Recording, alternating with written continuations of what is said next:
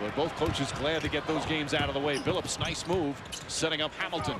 Stewart got a piece of it. Hamilton comes right back. Good second effort from Richard Hamilton. No reaction defensively whatsoever. Paul Silas has to be very frustrated. Cleveland is a remarkably athletic team, and that's what's so frustrating about their slow start. With the poor record, like the Chicago Bulls, not getting it done. Prince almost stolen by James. Hamilton, the quick release. You know, I think, though, in terms of wins and losses for Cleveland, Bill, I think the expectations were far too high. This was a bad team last year that won just 17 games. I don't think that's going to happen with the Cavs. They've had a couple of close ones. They lost at Indiana by only 1.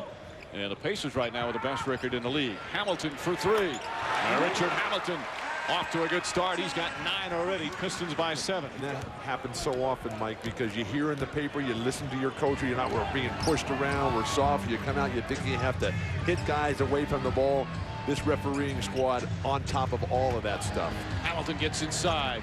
Such a soft touch from Richard Hamilton, already in double figures.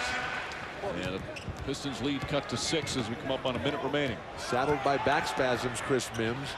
Ben Wallace, newly offensive-minded Ben Wallace. Oh, great pass inside, and Hamilton finishes the play. Ollie finding Mim. See, there's good poise from Kevin Ollie. Shot clock's winding down, doesn't panic, waits, and finds his open teammate. The best team aspect for Cleveland all night has been penetration by the guard and then hit the big man stepping back. All that goaltending as they hit it after it hit the backboard. Once the ball hits the backboard, can't touch it. He's the only one who's really playing, though. LeBron not even attempting a shot with Carlos Boozer on the bench over there. That's their toughness. Hamilton able to put it in. Rip Hamilton with 18 points already in 14 minutes. Again, nice poke away by Ben Wallace. Another turnover. Here comes Billups.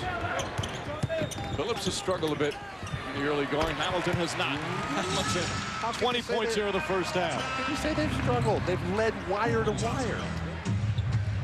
Pistons have led the entire first 2 quarters. Their largest lead was 11. Nice. Hamilton, that's a 2-pointer. Boy, Rip Hamilton stroking it beautifully. 9 for 12 from the field. He's got 22. Both a nice-looking player. Got a twin sister who's here in attendance tonight, as is his mom and dad, the Detroit native. Ilgauskas contesting that shot. Cavs playing so much better defensively to start here in this 3rd quarter. Good save from Prince. Hamilton wants to see if his hot hand continues, and it does. What I love about Rip Hamilton is that he knows he's out there to shoot the ball. Right. And Okur, good boxing out. But Chet Okur is a very good rebounder himself. He had 18 the other night in the tough loss against New Orleans last Sunday. Boy, that was heartbreaking for Detroit. They had that game the whole way. Phillips setting up Wallace. Wallace what blocked. A pass. He's fortunate Hamilton was there. And Hamilton puts in another 28 points for Richard Hamilton. That's a season high. Why wouldn't you just throw it to Rip Hamilton every single time? They could get some kind of contribution at all from LeBron. Cleveland would be in complete control. They've had nice balance. They've gotten some unexpected scoring in a few spots. Hamilton, tough move from Richard Hamilton. He's got 30. Hamilton moving without the ball time and time again. How many screens? Ira Newbill, a talented defender. I'm just not sure he is physically quick enough or mobile enough. But he comes into that explosive stop and then gets right in the air. No pump faking, no hesitation, no indecision whatsoever. Well, Okur has been calling for the ball. They've not been able to get it to him. Now they finally do. And he throws up an air ball. It's going to be a while before he gets it again. 8 on the shot clock, which obviously shot clock not reset. Ball didn't hit iron. Hamilton, and Rip Hamilton, that's a 2-pointer. That's his first points of the 4th quarter. And the game tied again. What spirit we're seeing from this Cavalier squad right now. Rip Hamilton up against the shot clock here, backing it out, knowing he's just going to go one-on-one here. Foot easily on the line.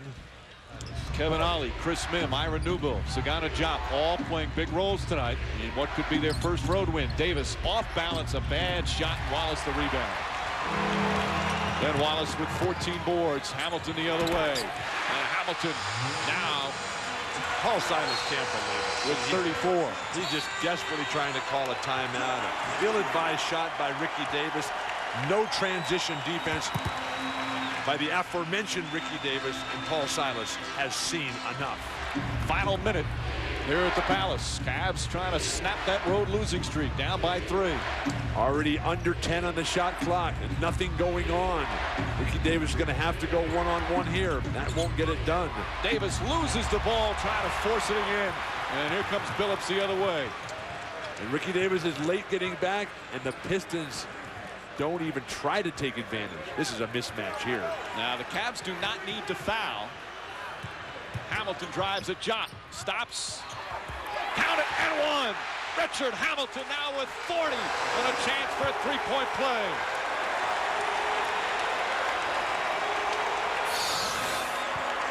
They play him pretty well here. Force him to his weak hand, his left. Force him to come to a dead stop. I'm not quite sure what Ricky Davis is thinking, if he's thinking at all. Davis, again with the bad play on the offensive end, was slow getting back and then reaching in, committing his 5th foul. They had him smothered. They had big guys standing, towering over the top of him. The mental breakdowns. And you ask yourself, how could they possibly lose 30 straight on the road? Hamilton has been brilliant tonight. Hits another free throw, and that ties his career high. Paul Silas needs a timeout. A rookie starting backcourt, LeBron James and Jason Capono. Well, this is why I said earlier, as you see the difference in the numbers between Hamilton and James.